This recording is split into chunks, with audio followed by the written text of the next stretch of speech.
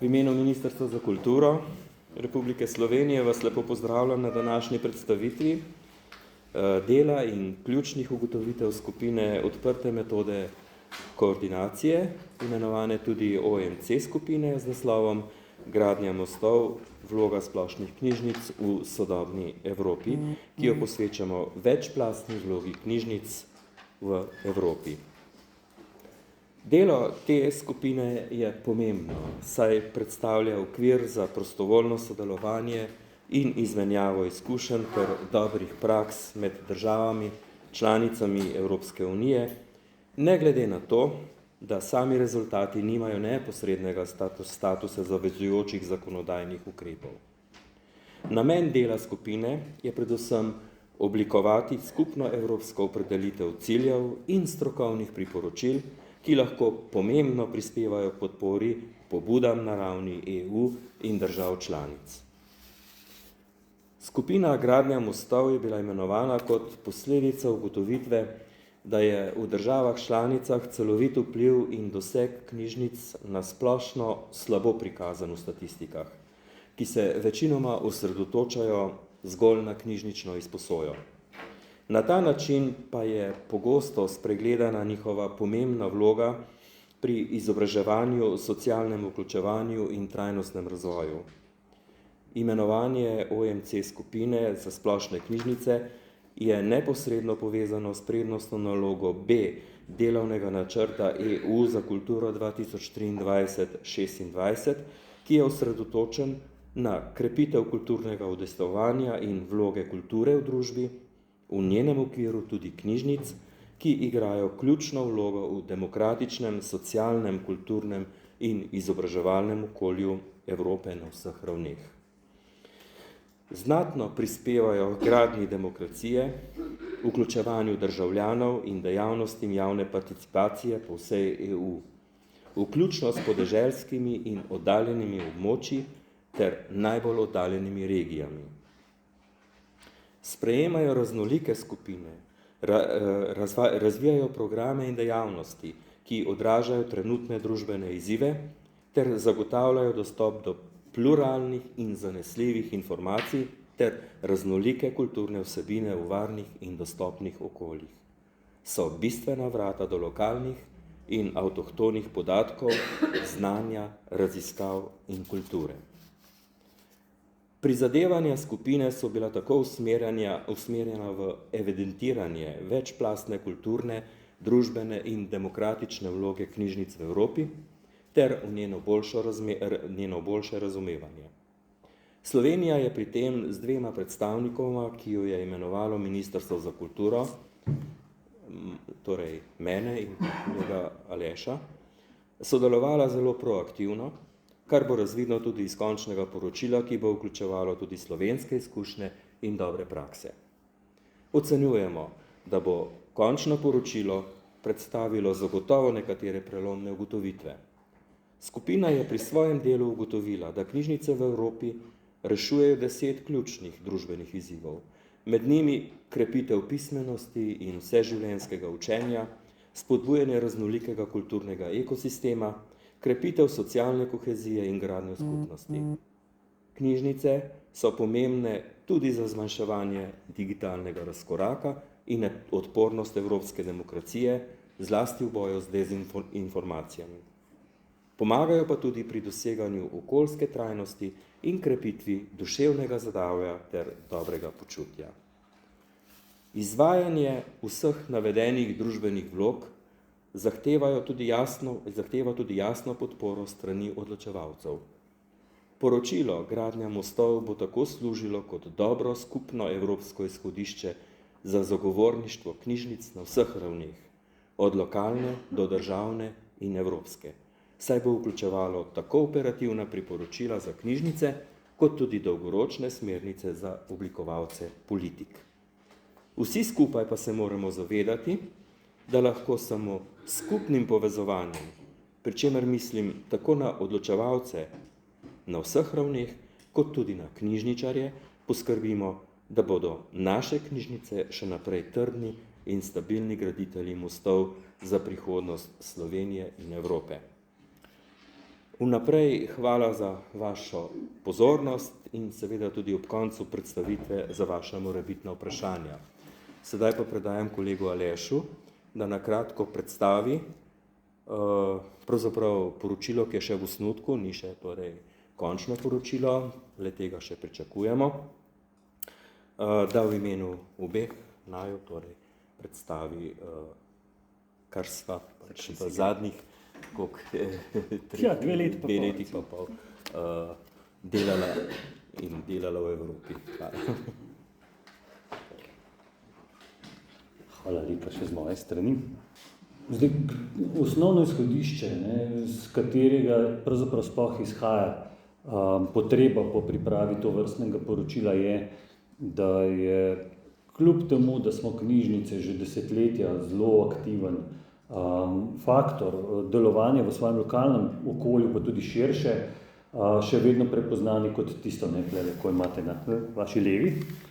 Se pravi, ja, ta naš kar je precej dobro poznano vsem tukaj, ki smo v tej dvorani. Pravzaprav pa sama resničnost, že daleč od tega, seveda ključno, to, kar bom tudi večkrat že omenil in kar tudi že sami dobro vemo, je, da je najpomembnejša podpora pismenosti, bralni kulturi in tako naprej. Ampak kaj je vse tisto, kaj še knjižnice lahko prinesejo družbi, je pa mogoče majčkeno skrito. In predvsem problem je v tem, da je skrito odločevalcem politike. Pravi, tisti, ki imajo denar, tisti, ki imajo škarje in platno, ki pravzaprav lahko odločajo o tem, kje se bo javni fokus usmeril pri zelo raznolikih družbenih izzivih. To je zdaj zelo popularno v zadnjih letih, se pravi, ugotavljati, katere družbene izzive moramo se naslavljati. In seveda knjižničarji se tega, mislim, da precej dobro zavedamo, oziroma se predvidevam, da se. Zdaj pa smo dobili možnost, da o tem rečemo kakšno besedo, predvsem pa, da se zrinemo v najpomembnejše dokumente ravno z pripravo tovrstnega poročila. Zdaj, pravni okvir, kako smo pravzaprav sploh prišli do tega, je, da treba je pogledati majčkeno nazaj v preteklih predstavitvah, mislim, da v zadnjih 2 letih so ene 3-krat že imela z Marjanom nekaj govora o tem, kaj pravzaprav OMC skupina je, iz česa izhaja, kje smo dobili mandat, pa bi mogoče zdaj samo na kratko to ponovil. Osnovno izhodišče je delovni načrt Evropske unije za kulturo. Temu bi lahko rekli strateški načrt, oziroma tudi že kar zapisano akcijski načrt, kaj je tisti glavni fokus sveta ministrov, se pravi, predstavnikov ministrstev, načeloma so to ministri za kulturo držav članic Evropske unije, ki so združeni v okviru sveta Evropske unije. In kaj je tisto, čemur bodo dali v prihodnjih, recimo 4 letih fokus. In zdaj v preteklih 20 letih, zdaj ta fokus je bil na zelo raznolika področja, večinoma povezana tudi z ustvarjalnostjo, z drugimi kulturnimi področji, medtem ko nek večji fokus, recimo tisto, kar bi nas zanimalo, knjižnice, tega fokusa ni bilo. Se pravi, knjižnice niso bile prisotne v ključnem strateškem dokumentu, in sredi leta 2022 se je pokazala opcija ob precejšnji naklonjenosti takrat predsedujočim predstavnikom sveta EU, se pravi, takrat je bilo češko predsedovanje Evropske unije, se je pokazala možnost, da ko se pripravlja nov delovni načrt za kulturo, se v ta delovni načrt lahko vključi tudi pomen knjižnic. In zakaj so knjižnice tisti ključni element za različne družbene izzive. Na srečo smo uspeli spraviti knjižnice med enem izmed 4 prednostnih področij, tukaj imate označeno, se pravi, vlogo knjižnic je vključena v segment kultura za ljudi, krepitev kulturnega udejstvovanja in vloge kulture v družbi, in je opredeljen kot ena izmed 21 ukrepov, s katerimi naj bi do leta 2026 pripravili ključni dokument, ki lahko potem vpliva na naslednja obdobje, se pravi obdobje po letu 2026. V pripravi izhodišč za vključitev knjižnic v delovni načrt za kulturo so sodelovale v bistvu vse ključne organizacije, ki predstavljajo splošne knjižnice v Evropi, se pravi Blida, Public Library 2030, Naples Forum, in v bistvu ta dokument, ta izhodišča so se začela pripraviti ob robu v bistvu Blida konference, ki je bil leta 2022. In takrat smo tudi videli, da seveda se bomo mogli osredotočiti na to, kako pomen knjižnic vključiti v program financiranja Ustvarjalna Evropa, se pravi kot en izmed ključnih projektnih financiranj za področje kulture, zdaj poleg Erasmus Plusa, v katero smo knjižnice že zdaj predvsej vključene, ampak seveda tam je poudarek na izobraževanju, predvsem pa izobraževanju odraslih, medtem ko Ustvarjalna Evropa ima pa še kar nekaj, kot bi temu rekel, manevrskega prostora, ker pokriva projektna partnerstva, ampak nekih strateških sistemskih financiranja nam pa umanjka, ker recimo za ustvarjalne poklice, za ustvarjalne področja je tega že kar precej. Zdaj, ena izmed derivatov, ena izmed v bistvu že uspešnih ciljev, ki smo jih dosegli s tem, da smo pripravljali to našo OMC poročilo, je, da je prišlo do uresničitve ELAM projekta na zdravje.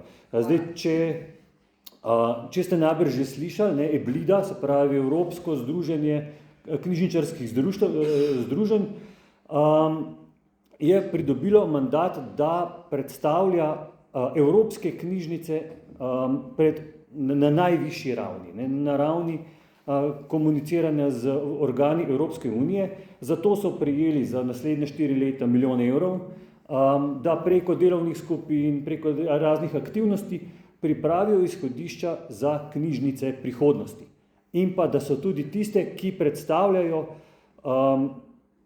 pomen knjižnic v kulturnem ustvarjalnem sektorju.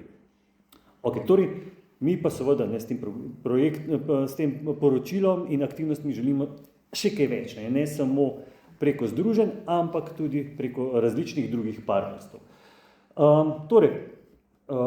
S tem smo želeli opozoriti na teme, za katere mislimo, da morajo biti prepoznavne na ravni EU in predvsem vključene v tiste pravno in finančno zavezujoče dokumente na vseh ravneh, začenši z evropskimi dokumenti. Zdaj, v bistvu tudi neke vrste možnost za odpiranje debate, kdo smo, kje smo, kam gremo, torej izmenjavo izkušenj, izmenjavo informacij, pravzaprav da se zatipamo, da vemo, kaj pravzaprav sploh obstaja v evropski knjižnični krajini. Ker ko smo začeli pripravljati vse te zadeve aktivnosti, smo ugotovili, da mislimo, da nekaj je, da podatke obstajajo, da vemo, kaj katera država počne, kako se določenega vprašanja loteva, potem pa vidiš, pravzaprav pa nismo med seboj usklajeni, pravzaprav nismo tako zelo primerljivi. Na določenih področjih so že bili preboji, bo pa potrebno še kar nekaj tega. O tem bom kasneje govoril. Torej, seveda, prepoznavnost knjižnic kot kulturnih središč demokracije. Zdaj govorimo o večplastnih vlogah splošnih knjižnic in te tudi opredelimo in nekako v dokumentu tudi želimo majčkeno bolj jasno opredeliti, pa tudi podati primere, kako se tega že zdaj lotevamo. In pa seveda, da se umestimo knjižnice kot nekak posrednik, to je ena izmed vlog, ki naj bi knjižničarji želeli vzeti za sebe, oziroma si jih kar vzeti. Torej, nekako križišče, stičišče, povezovalec oblikovalcev politik, zasebni sektor, organizacije civilne družbe, državljanske pobude, torej da preko nas se kanalizira vse tisto, kar je pomembnega za takšno ali drugačno okolje. Zdaj, nekajkrat sva že omenila besedo OMC, kaj pravzaprav OMC je. Zdaj, ko se lotevamo, v okviru delovnega programa za kulturo, delovnega načrta za kulturo, Work Plan for Culture, ko se lotevamo nekega vprašanja, se lahko lotevajo na različne načine. Lahko so to razne delovne skupine, lahko je to neka konferenca organizirana, lahko je to, da se pripravi, ne vem, oblikovalci politik, nek končni dokument. In ena izmed zelo uporabljenih oblik dela, priprave nekih vsebin, je tako imenovana skupina za odprto metodo koordinacije. Je zelo tipična. Mislim, da jih okrog 20 obstaja, če se ne motim, v trenutni pripravi delovnega načrta za kulturo, se pravi od leta 23 do 26. Zamišljeno je, da so noter predstavniki držav članic, drugi strokovnjaki, predstavniki kakšnih drugih sektorjev, torej, da poskušaš na eno mesto zbrati strokovnjake, praktike, teoretike, nosilce politik, da se skupaj sestanejo, pogledajo, opredelijo neko vprašanje in pripravijo nek position paper, no, kot bi se temu reklo. Zdaj, za uresničitev tega cilja, ne vloga knjižnic, ki sem jo prej omenjal, je zamišljeno, se pravi, da OMC skupina, ki je namenjena vprašanju knjižnic in umestitvi v kulturno krajino, pripravi dokument in drugi korak je pa še bil, da se pripravi na koncu tega, na podlagi tega poročila, ki je pripravljeno, še konferenco. Pravi konferenco, na kateri se sestanejo pripravljalci dokumenta in najvišji nosilci politik, da vidimo, kako bo zadeva šla naprej. Kaj je zdaj s tem narediti, pravzaprav, ne? Čisto praktično. Tukaj je zdaj še malo bolj grafično opredeljeno, kaj naj bi pravzaprav OMC pomenil, ne? Rezultat naj bi bil pa seveda podpora pobudam na ravni EU, torej pobuda je, da je mogo ugotoviti, zakaj rabimo knjižnice Evropske unije. Izhaja iz te prednostne naloge B, ki jo je omenil tudi že Marjan. In v bistvu glavni cilj, ki ga želimo doseči s tem svojim delom, pa je na začetek poglobljene razprave zagovorništvo, pač kako se zagovorništvo lotiti, katere oblike zagovorništva potrebujemo, kaj pravzaprav že počnemo in kje nam zadeva še umanjka. In pa kako naj se knjižničarji sami med seboj organiziramo, kako naj pristopamo k sodelovanju z ostalimi deležniki in pa pač tisto, kar mogoče, še najbolj žuli financiranje. Razne oblike financiranja, kako k temu finančnim izhodiščem pristopati. Torej, na podlagi delovnega načrta za kulturo so potem, tako kot je Marjan omenjal, posamezna nacionalna ministrstva, pristojna za kulturo, bila pozvana, da skupino, OMC skupino za knjižnice, Building Bridges, imenuje 1 do 2 predstavnika, ki bosta lahko sodelovala pri pripravi tega position papera. In to je bilo potem tudi postavljen uradni mandat, se pravi, to je bilo novembra 2023 je bil mandat podeljen, se pravi, ministrstva so poslala predstavnikom sveta EU, kateri kandidati bodo tukaj sodelovali in kaj naj bi bil tisti okvir, okrog katerega naj bi potekala debata, kaj naj bi poskušali razrešiti. To smo tudi večkrat omenjali. Torej, večplastne vloge, vidnost knjižnic, izgradnja demokracije, knjižnice kot dostopne točke, križišče, usmerjevalci različnih informacij, politik in tako naprej. In pa, se pravi, identificirati, kaj je še možno, predvsem pa prikazati kakšne dobre prakse in dobre politike.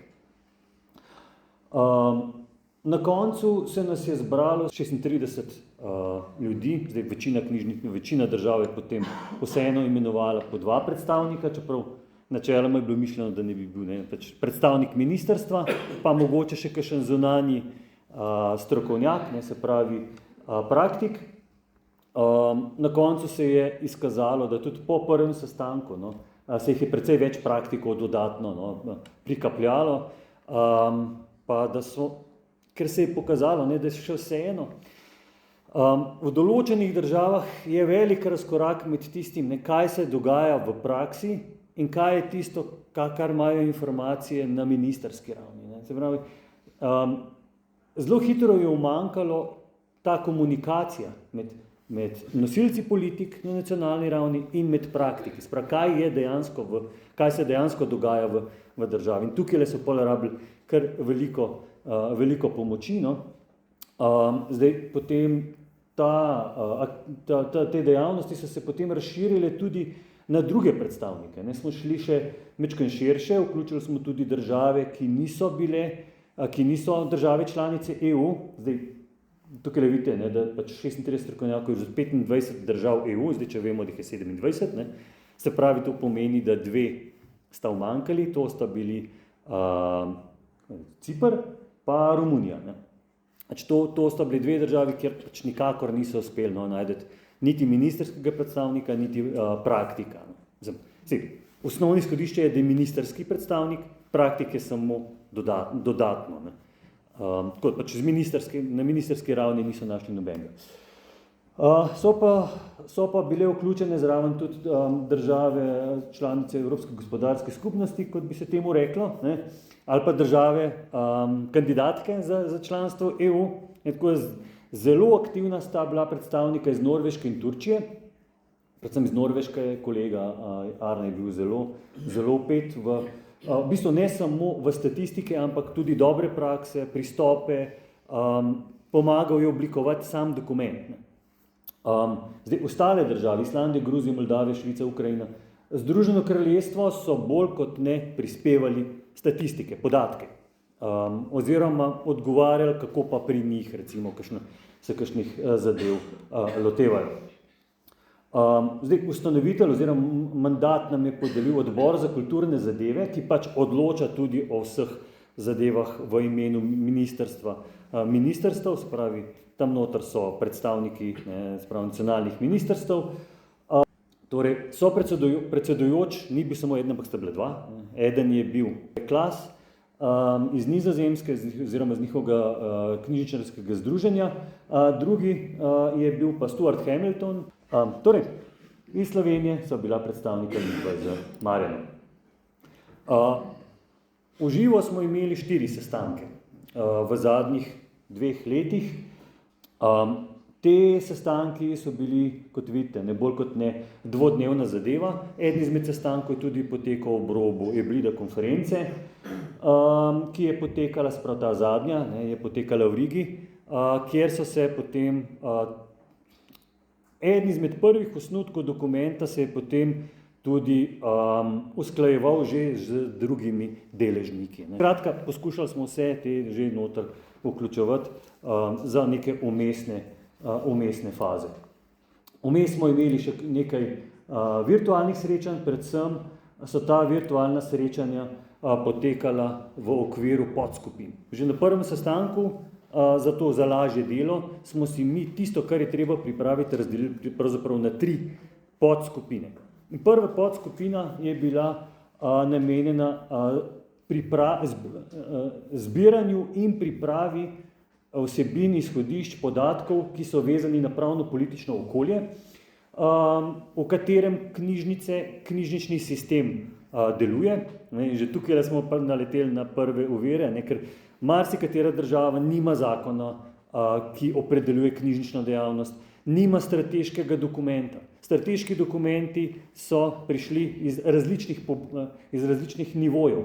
Od spodaj navzgor so zelo redki. In naravno zato je pač v tem poročilu omenjen tudi slovenski strategija razvoja kot en izmed dobrih praks na nekem področju. Še večji problem je bila statistika. Zbrati skupaj podatke Zdaj, če ste bili kolikor toliko v kontaktu s kolegi iz tujine, veste, ne, da takoj se najde problem, ne, ja, kako se pa šteje to, ne. Kaj je zate uporabnik, kaj zate pomeni član, pod kakšnimi pogoji je član, kako šteješ obiske. In to so tisti osnovni nivoji. Potem pa, ko gremo pa na nivo, kakšno je financiranje, kako je vezano, z katerega vira prihaja financiranje, kaj je financirano iz javnih sredstev, tako da tukaj v bistvu ta skupina mislim, da je imela najbolj težavno delo, največ usklajevanj, in to je tudi eno izmed ključnih priporočil, kaj želimo pač s tem dokumentom doseči, pravi, da enkrat se usedemo dol, pa najdemo neka temeljna izhodišča, kako statistično se primerjati. Druga delovna skupina je bila, prej sem omenil, večplastne vloge knjižnic. Prvotno smo identificirali 9 družbenih izzivov, na katere knjižnice znamo dati odgovor, kasneje se je pridružila še 10, o tem bomo kasneje govorili. Skratka, to je bila delovna skupina, ki je zbrala vse prakse, kar je bilo možno iz vseh držav članic EU, pa tudi nekaj praks izven EU, spravi tiste države, ki so bile preomenjene. V največji meri pravzaprav tukaj so bile vključene izven EU prakse iz Norveške, Turčije in pa Ukrajine. Pač Ukrajina se je v kasnejši fazi tudi pridružila, zaradi specifike njihovega dela in njihovega v bistvu povezav z Evropsko unijo. In tretja skupina, v kateri so bila pa midva z Marjanom aktivna, je bila pa analiza potreb za uresničevanje večplastnih vlog. Se pravi, kako se lotevati teh vlog, teh potreb, ki so prepoznavne preko družbenih izzivov. In zdaj to na 5-6 različnih področjih in na 3 različnih nivojih. Z tega smo se skupaj razvili matrico za vsako izmed družbenih izzivov in potem še neko skupno matrico. Zdaj, da hitro glavni poudarki, pač zdaj, če bi številke stresli ven, tisto, kaj je delovna skupina, podskupina 1, ugotovila je, da imamo več kot 67 000 splošnih knjižnic v Evropi, ki jo obišče več kot 800, ki beleži več kot 800 000 obiskov. Teh obiskov sproducira 757 milijonov obiskovalcev oziroma uporabnikov.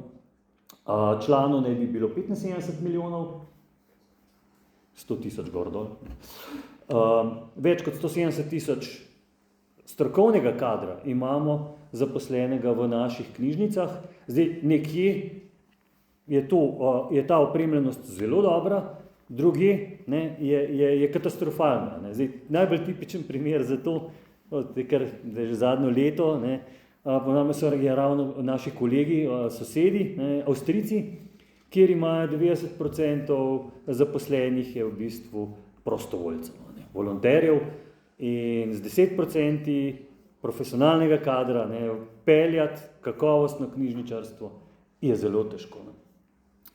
No in pač ta podskupina 2, ki sem jo prej omenil, da je zbrala večplastne aktivnosti oziroma večplastne vloge, ki jih knjižnice igramo v okolju, so zbrale cirka 400 primerov dobre prakse. Tega je res.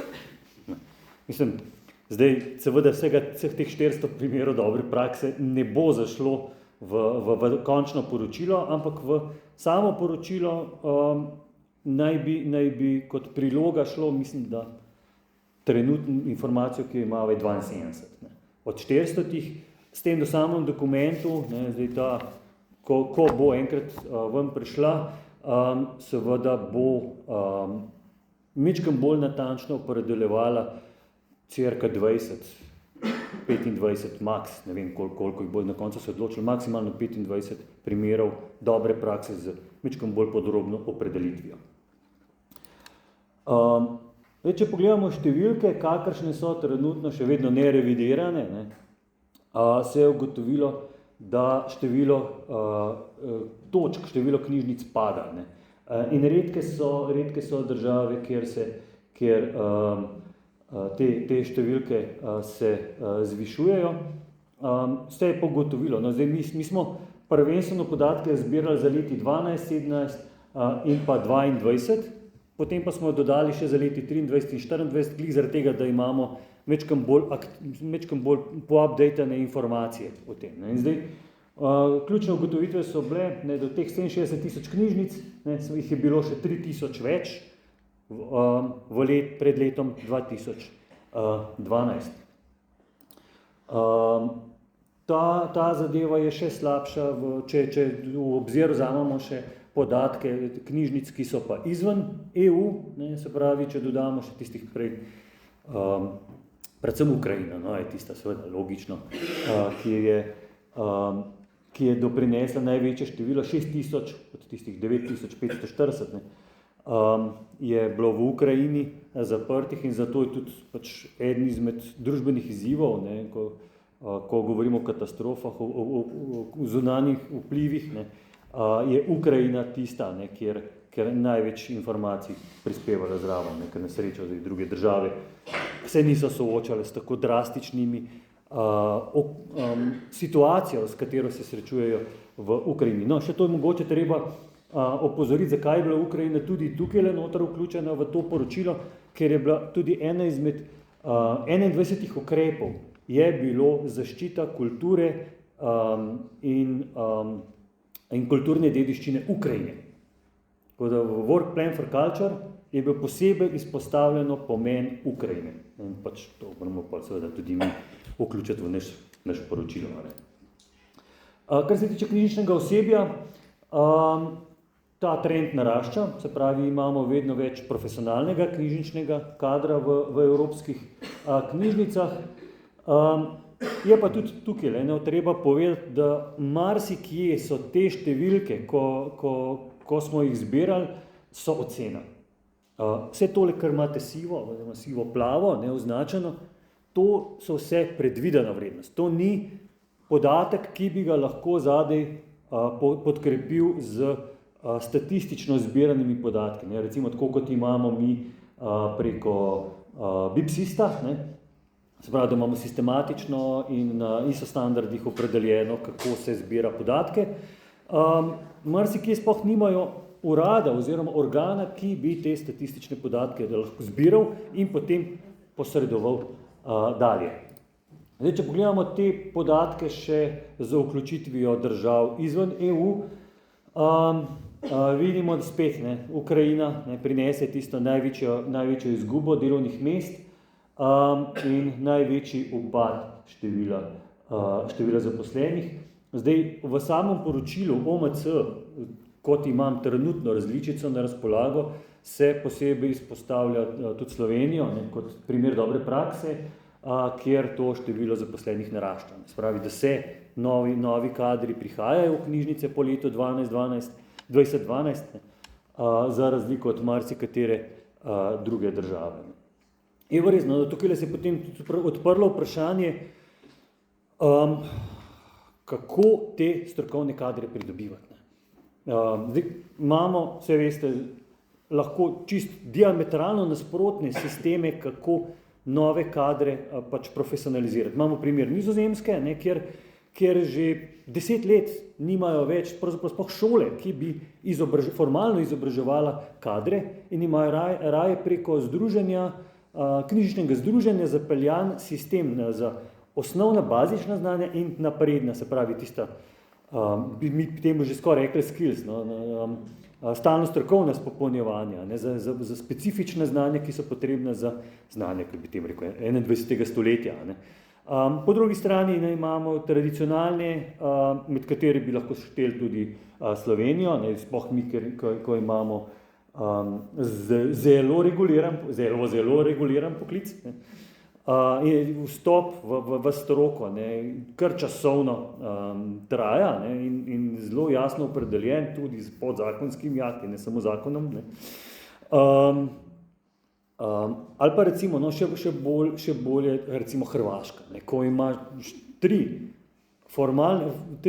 katedre za formalno pridobivanje izobraževanja. Zdaj, Tukaj izpostavljamo še povprečno odprtost knjižnic. Zdaj trend nakazuje, da so te knjižnice vedno bolj odpirajo. Se pravi, da je vedno večja dostopnost do knjižničnih storitev, to je tudi tendenca. Je pa res, ne, da tukaj je treba vzeti upoštev, da to ni nujno, da je odprtost z knjižničarji ali pa s profesionalnim kadrom. Pogosto so to prostovoljci, študenti, karkoli, pač nestrokovno osebje, varnostniki, ki omogočajo, da so knjižnice dlje dostopne, dlje odprte, ker je tudi en izmed ključnih elementov, kjer opredeljujemo pomen knjižnice v okolju, se pravi, da smo tretji prostor. Zdaj, Slovenija je pač nekje v zgornji polovici, s svojimi 24,99 urami na tedenske odprtosti. Seveda prednačijo razne knjižnice, kjer imajo open library, se pravi knjižnice brez knjižničarja, Danska, vidite, 90 ur. Zdaj, če govorimo potem spet tisto ene izmed ključnih elementov, za katere želimo, da so vključeni v dokumente, je, da znamo jasno opredeliti in popisati, katere so tiste različne vloge splošnih knjižnic, s katerimi lahko družba odgovori na različne izzive. Kaj je tisto, kaj v knjižnicah počnemo, poleg tega, da beremo knjige, delamo, pa izposojamo knjižnično gradivo. Omenil sem, izhodišče je bilo 9 vlog knjižnic, oziroma večplastnih vlog knjižnic, s katerim odgovarjamo na družbene izzive. Dodan je bil še ta 10, se pravi pripravljenost na krize, nesreče in krepitev odpornosti. Ta je bila dodana tekom priprave poročil, ker seveda vmes je še vedno potekala ukrajinska vojna, vmes so bili recimo potresi v Turčiji, na Hrvaškem, in smo dobili že čisto praktične izkušnje, kako se knjižnice, dejansko smo zelo proaktivne, se znamo odzvati in postanemo marsikaj odgovor na težave, kjer nihče drug ne zna odgovoriti. In štartamo in organiziramo storitve, aktivnosti, ki knjižnicam ne bi pripisal. Se pravi, da znamo biti zelo proaktivni. Okay. Torej, najpomembnejša, najbolj poznana, tudi ko so se delale razne delavnice po drugih državah, zdaj recimo midva z Marjanom so bila vključena tudi v pripravo, predstavitev tega dokumenta, teh aktivnosti tudi pri kolegih na Hrvaškem, se pravi, ko so imeli oktobra savjetovanje narodnih knjižnic v Vinkovcih. Smo tudi tam kolege povprašali skupaj z kolegicami iz Hrvaške, kaj je tisto, kateri družbene vloge vidite kot ključne za prihodnost. Do leta 2030 ali pa še naprej. Seveda daleč najbolj je bilo se pravi, krepitev pismenosti, se pravi, podpora bralni kulturi. Je pa zanimivo, da recimo marsikatera država, sploh tam bi rekel Benelux, pa mogoče deloma tudi nordijske države, so pa izpostavile, da je en najpomembnejših elementov krepitev socialne kohezije in gradnje skupnosti in pa prispevanje k ekološki trajnosti.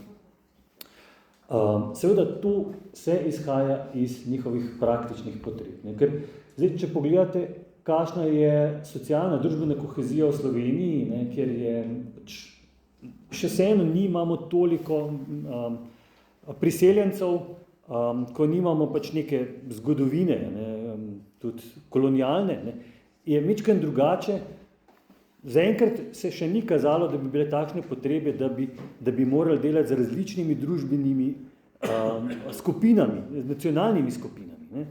Ampak seveda to sčasoma prihaja tudi k nam, tako da to pride v poštev. Vsekakor če že ne drugače, tudi preko primerov dobrih praks, kako zadeve upeljevati. Zdaj, kar se pa tiče pomagati pri doseganju okoljske trajnosti, ne se pa ravno prej z Marjanom govorila, da ravno severnjaki, ne, z svojo trajnostno leseno gradnjo, ne, in s podobnimi projekti, aktivno že tudi za prostori, za storitvami v okolju večji poudarek dajo, no, zdaj, gibanje zelenih knjižnic in tako naprej, kot je to trenutno tukaj pri nas na jugu, no, ali pa o srednji Evropi. Zdaj, kaj tukaj izpostavljati, jaz po posameznih vlogah niti ne bi šel, tam noter v poročilu bodo seveda za odločevalce napisano, ne, kaj mi počnemo, zakaj smo knjižnice pomembne, kaj lahko pripomoremo k družbi, da bodo rekli, kako bi pa mi recimo razrešili neko vprašanje, ne, knjižnica nam je lahko ena pot, preko katere lahko najdemo rešitev, ne, mi pa potem rečemo, zato da lahko to pa to naredimo, pa potrebujemo takšne in takšne resurse. Ne. In to je zdaj v teh družbenih, večplastnih družbenih vlogah tudi opredeljeno.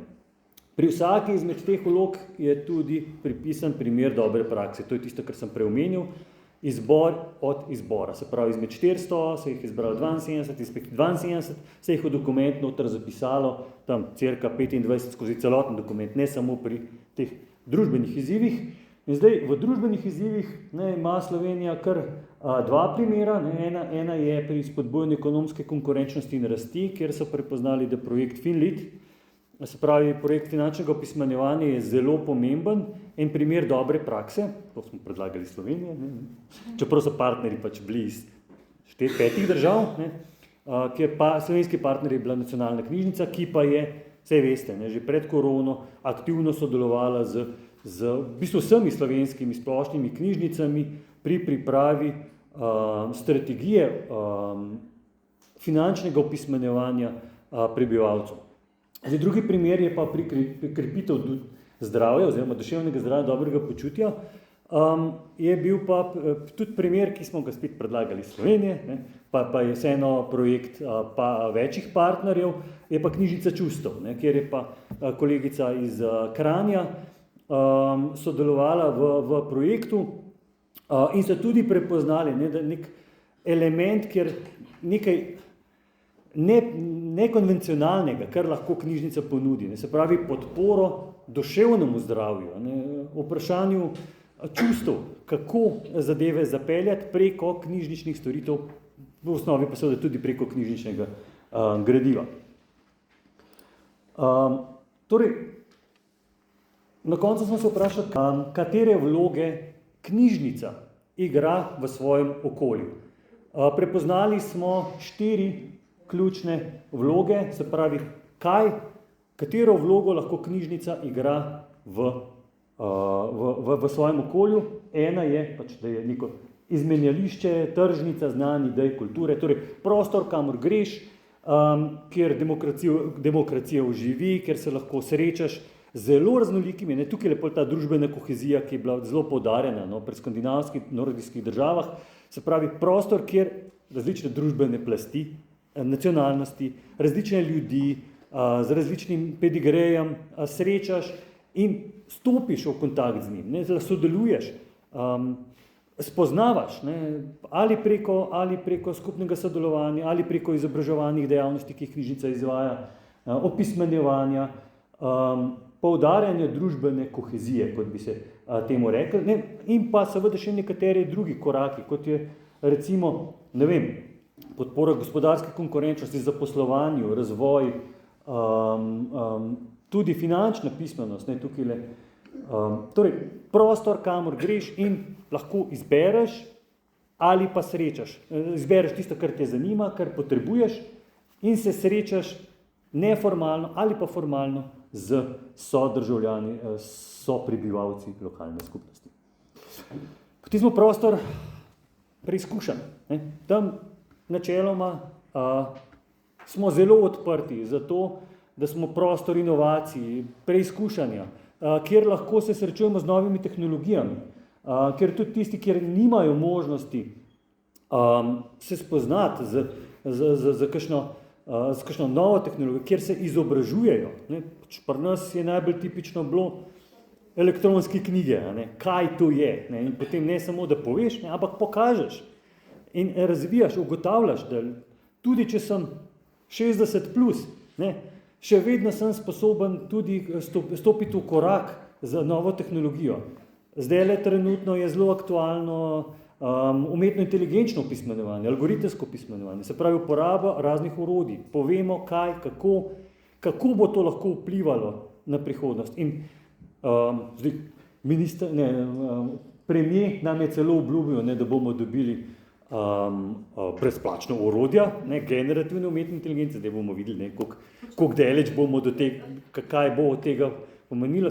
Zanimiv je bil potem tudi članek, če ste brali v zadnjem delu trenutne ravnateljice NUK, ne, ki je opozorila, da za to pa ti rabiš zadaj tudi neko bazo, ne, se pravi večjezikovni model, ne, veliki jezikovni model in tukaj knjižnice spet lahko stopimo, ne, zraven in pripomoremo, da če hočemo, da bo veliki jezikovni model zaživel, da bojo lahko orodja umetne inteligence govorila po slovenščini, bo pomemben delež k temu bodo pripomogli knjižnice, vse knjižnice. Torej, tukaj govorimo o tem, da knjižničarji ali ponujamo možnost, gostimo nekoga, ki za te inovacije omogoča našim uporabnikom, ali pa smo že tudi usposobljeni, ne, da to vrstne laboratorije vodimo. Ne, pač, ja, najpogosteje pa to v sodelovanju z nekimi lokalnimi organizacijami. Omenil sem knjižnice kot zatočišča, ne, zdaj ali v izrednih razmerah, ali pa v razmerah, kjer poskušamo biti res vključujoči. Se pravi, da se poskušamo vključevati ranljive skupine uporabnikov, manjšine, vključevati tiste, kjer se druge ne najdejo, kjer druge nimajo prostora. Knjižničarji kot motivatorji, knjižničarji tisti, ki nudimo podporo, ki znamo povedati, kako naj se razreši neka težava. Knjižnica kot prostor, se pravi, da pridejo v knjižnico, se zatečejo, nimajo kam drugam, ne vem, čakajo na avtobus, imajo nerazumevanje v svojem okolju. Skratka, prostor, kamor lahko greš, brez obsojanja, brez da bi mogel pač se zagovarjati, zakaj si sam prišel in koliko časa boš tukaj ostal. Ne. In pol na koncu je pa še tisto, ne, naša večplastna vloga. Niti nismo znali, za to vlogo nismo znali najti pravega imena. Je to ali kameleon, se pravi, lahko se spremenimo glede na to, zakaj nas potrebujete. Lahko smo tisto, kar hočete, da smo.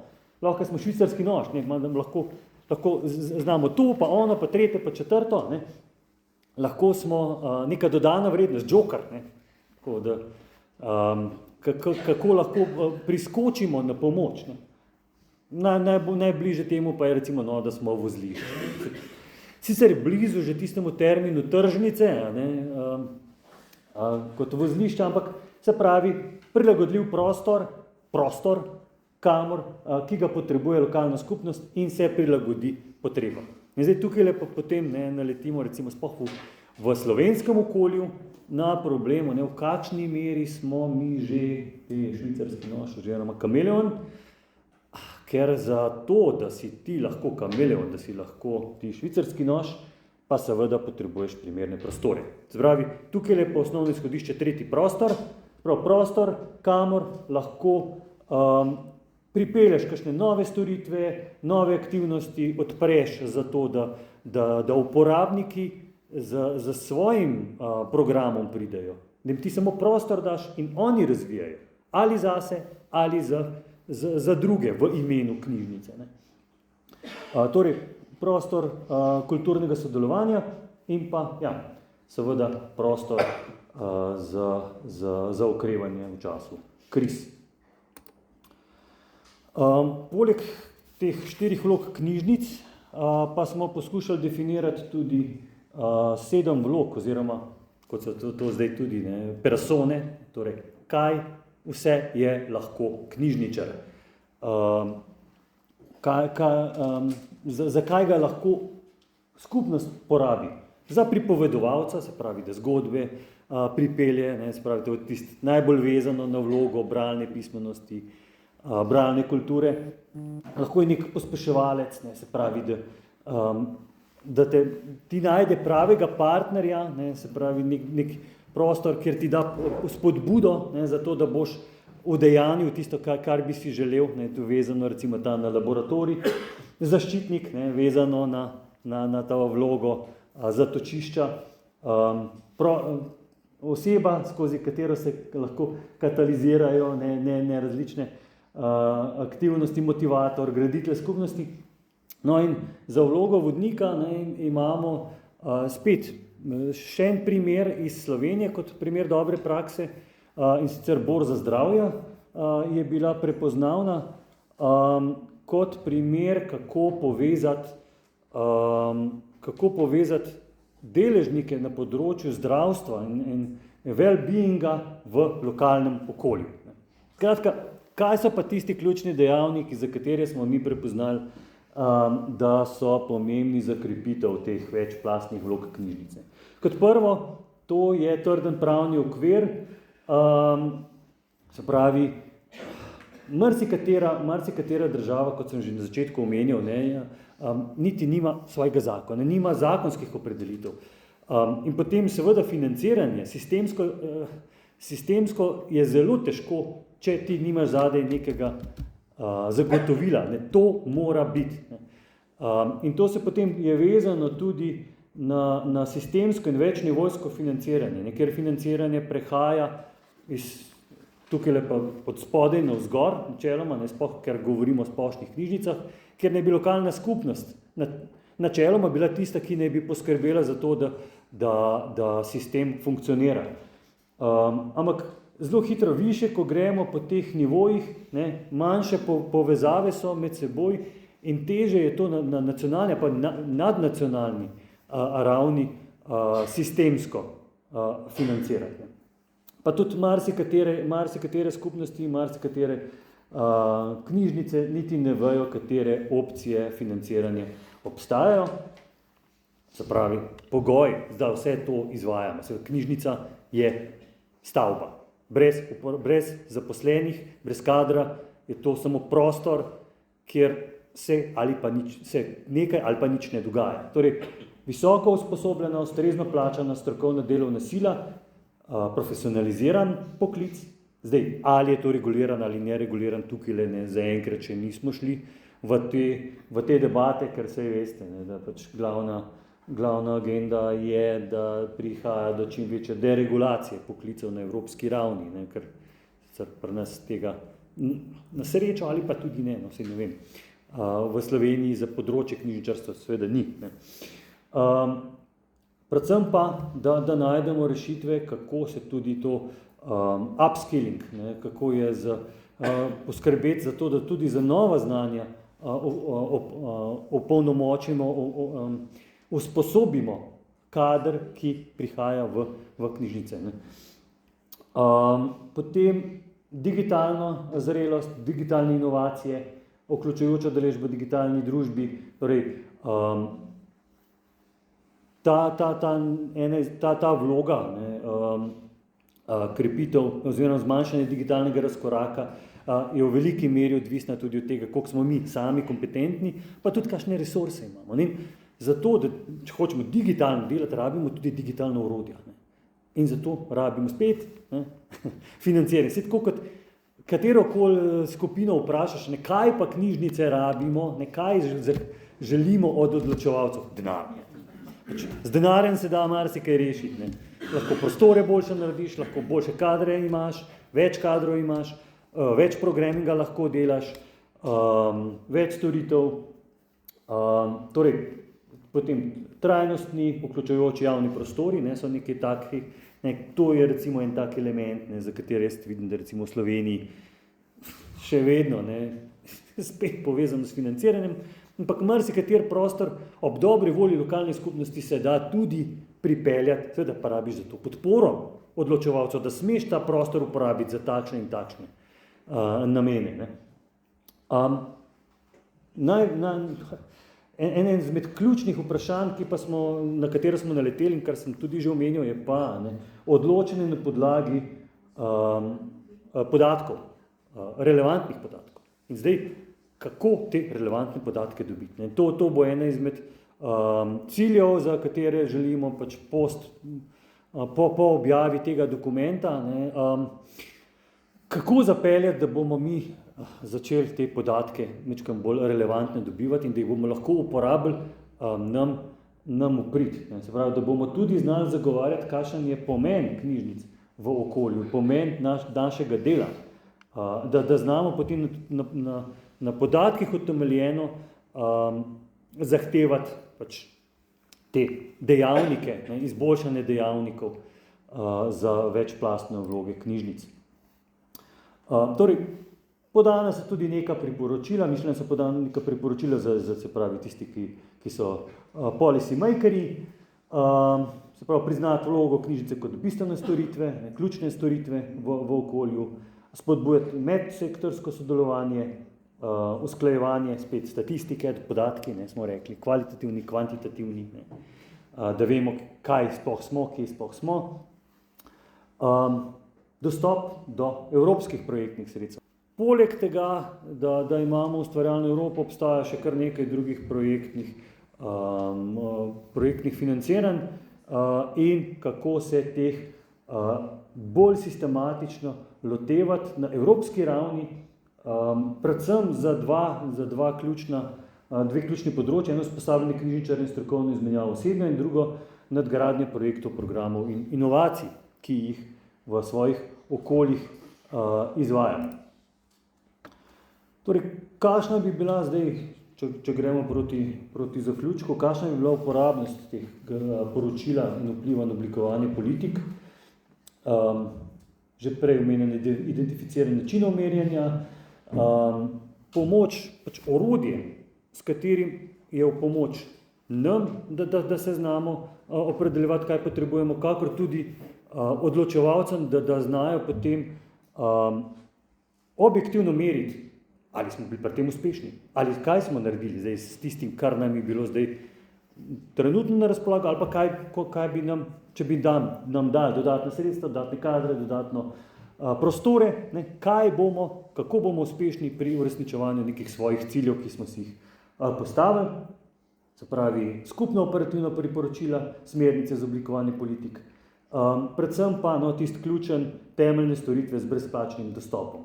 Zdaj, kaj je brezplačen dostop? Ali je brezplačen dostop, da plačaš članarino, pa potem lahko vse koristiš, ali je to treba reševati kako drugače. Zdaj, ali je odprto za vse, kako urediti, da ne bo prihajalo do kakršnih koli preprek.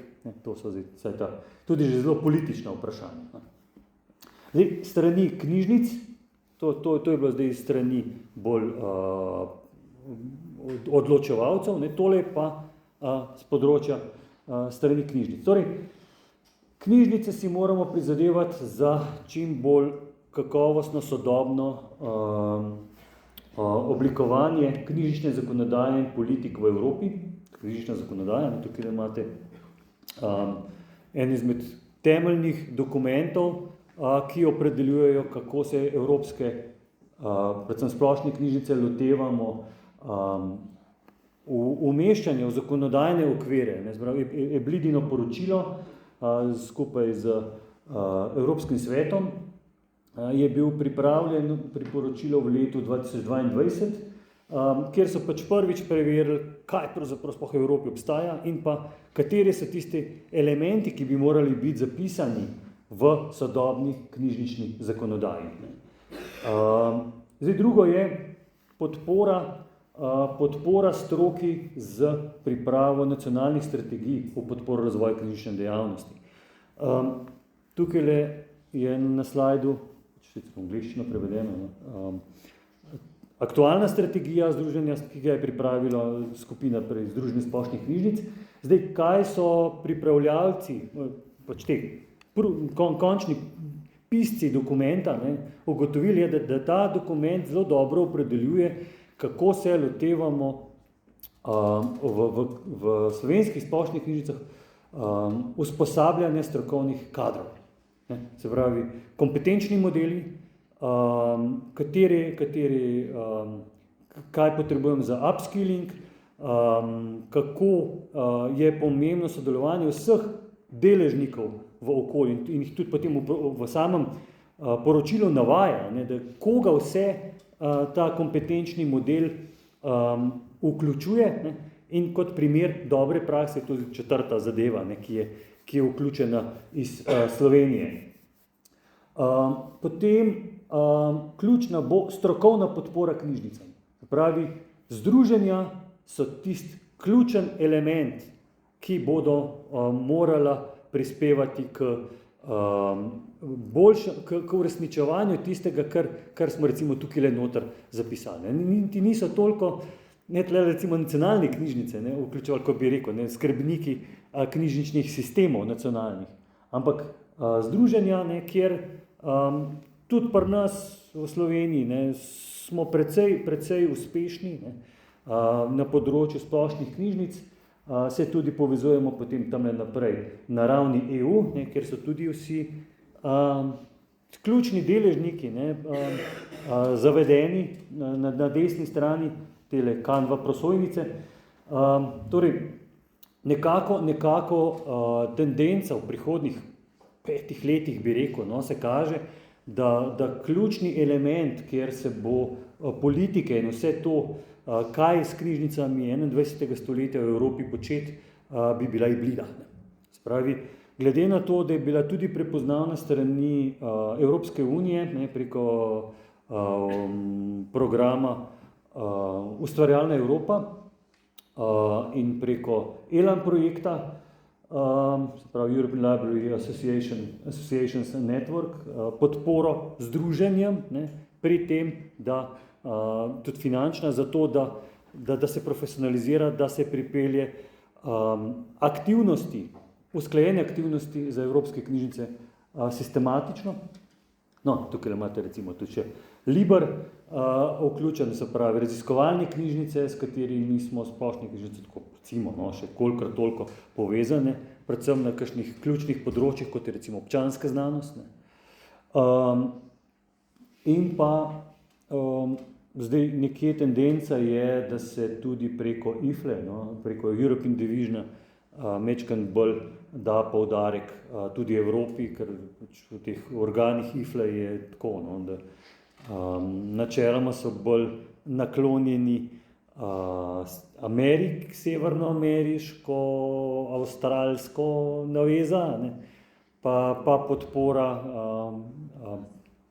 podpora Aziji, podpora podfinanciranim, podkadrovanim, Azija, Afrika, Južna Amerika. Skratka, da tudi Evropa tam znotraj IFLA okvirov najde nek spet svojo vlogo. In pa tole, statistike, podatki. Podatki bodo tisti, ki bodo ključno vplivali na to, kako bomo lahko uspešni pri naših zagovorniških aktivnostih vsega skupaj. In zato bo treba zelo proaktivno pristopiti k temu. So bili potem tudi pogovori z Eurostatom, kako bi se recimo vključilo v te statistike v večji meri delo knjižnic v kulturni krajini. Vse tole, ko so bili razni pogovori, ko se je dokument usklajeval v prvih fazah, so bili tudi pogovori z drugimi deležniki, ne samo političnimi, kot recimo Združenje evropskih založnikov. Tako da tukaj le noter v ta dokument bo res stlačeno še enih vsebin. Zdaj, temu dokumentu bodo priloženi predvidoma še 4 priloge. Prej sem omenil, da prva skupina, podskupina 1, naj bi pripravila tudi pregled politik. Se pravi, kakšne so zakonodajni okviri, ali so kakšne strateške usmeritve, ali so kakšne smernice, strategije razvoja, ali so kakšni standardi razviti, ne, kako daleč smo zakonodajo in za vsako izmed EU držav, jaz ne vem, ali bo za 27 ali samo za 25 sodelujočih, bojo tako imenovane te fiši, ne, se pravi podatkovne kartice držav, kjer je ključne opredelitve, kakšna zakonodaja, kakšne so nacionalne strategije, kdo je tisti, ki te zadeve vodi in bdi nad njimi. Potem prej sem omenil teh 400 primerov, smo stlačili na 72 best of the best, ne, in zdaj v tej prilogi 2 naj bi bile pripravljeni, se pravi za vseh teh 9-10 družbenih izzivov, za vsakega izmed izzivov, ne vem, mogoče nekaj do 10 primerov, no, recimo, dobrih praks iz celotne Evrope. Pa, no, tukaj noter bo sicer vključene tudi ne samo države članice, ampak tudi vse tiste prej omenjene, ne, sodelujoče, sprav 34 držav, recimo. Toolbox za razvoj knjižničnih storitev, to je delo tretje podskupine, torej kako se lotevati posameznega družbenega izziva, ja, tako zelo namehno napisano, tam bo bolj vidno. No. Ampak jaz sem hotel samo to, da vidite, no, kako matrica zgleda, ne kaj piše. Ampak če boste pol PowerPoint oziroma to Canvo pogledali, pol lahko povečate, pa boste videli, no, še en primer. To je sicer matrica, za skupna matrica, pač kako se lotevati za vseh 10 družbenih izzivov. In pa seveda, ne, 4. priloga bojo pa statistični podatki takšni, kakršni pač bodo. Ker te statistični podatki, že večkrat sem omenil, ne, so v veliki meri orientacijske narave, ne pa tako zdravo zagotov, fiksne. Ker je za marsikateri podatek zelo težko opredeliti. Sej, mi, ko smo pripravljali te podatke, mi dva z Marjanom imava, ne, za vsak podatek točno napisano, kje, odkot sva potegnila, na kakšen način je bil izračun narejen, ampak marsikateri ta podatek je tudi pri nas že, no, tako težko najdljiv. Ne, ni vse v BIPSIS-u, ni vse v državni statistiki. Se pravi, zavisi tudi od tega, ne, zdaj, kaj so potencialni uporabniki, ne, zdaj, ali so to stalno naseljeni, ne, to je tisto vprašanje, ki ga imamo recimo pri neposrednih pozivih za nakup knjižničnega gradiva, ne, sofinanciranje nakupa knjižničnega gradiva, ker je, ali so to stalno naseljeni, ali so to dejanski prebivalci, ne, nekega okolja. In že tukaj, ne, je vprašanje. In iz tega potem recimo, no, mišljeno je bilo, da bi se iz tega ven potegnilo tudi kalkulacije, koliko sredstev se namenja za odprtost knjižnic, za nakup knjižničnega gradiva, koliko se namenja za kadre, ne, ampak pol, če že te osnovni podatki, ne, težko pijejo vodo, potem tudi te kalkulacije, ne, koliko sredstev se namenja za to in ali to raste ali padajo. Ja, nekaj približno lahko damo, no, zdaj, ampak ni pa vedno dokončno. No. Zdaj, za konec, kaj še sledi? Omenil sem, ne, da zdaj vključeni smo, po 20 letih smo bili končno vključeni v delovni načrt za kulturo, sprav za obdobje 23-26, za naslednji delovni načrt za kulturo, se pravi za obdobje 27-30, pa mi hočemo noter postaviti jasne cilje. Ne samo pač pripravili bomo, ne, raziskali bomo, ugotovili bomo, kakšna je vloga, ampak kaj bo potem dejansko tudi izplen tega skupaj. Ne. Pravi, postavljeni bodo morali biti cilji in zato, da dosežemo cilje, bojo mogli biti pa v delovnem načrtu, v akcijskem delu delovnega načrta, pa tudi opredeljeno, kaj bo EU naredila za to, da lahko te cilje dosežemo. In te cilji potem seveda lahko pa že pronicajo tudi na druge ravni. Ne. Spravi, potem pa mi lahko rečemo, lejte, ne, na evropski ravni je tako, v primerljivih državah, ne, so takšni in takšni podatki, želimo, da so taki cilji tudi pri nas na nacionalni ravni, na lokalni ravni. Ne. Želimo doseči to in to, zato ker je to v skladu z dokumentom, ki opredeljuje knjižničarstvo širše, ne, zdaj v širši kontekst.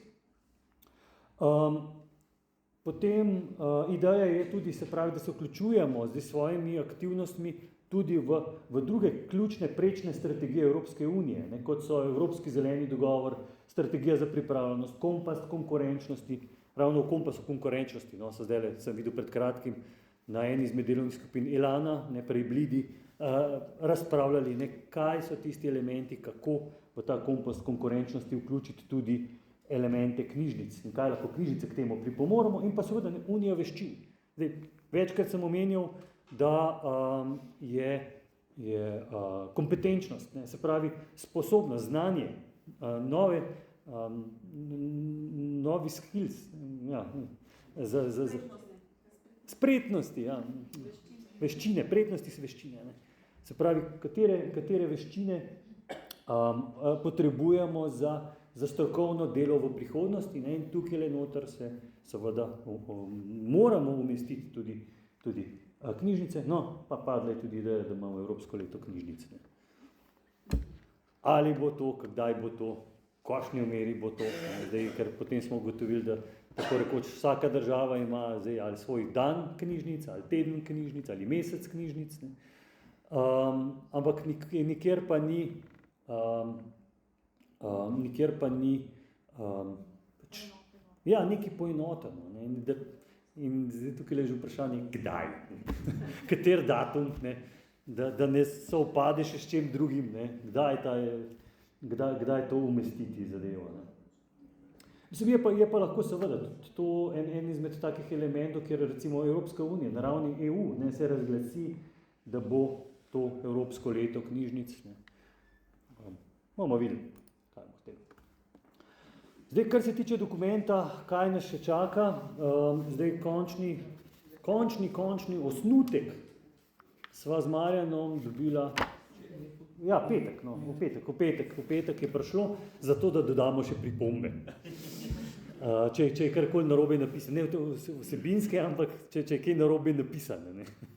Zdaj, dinamika sicer je bila takšna, da glede na zapisano v delovnem načrtu za kulturo bi zaključna konferenca morala biti jeseni 25.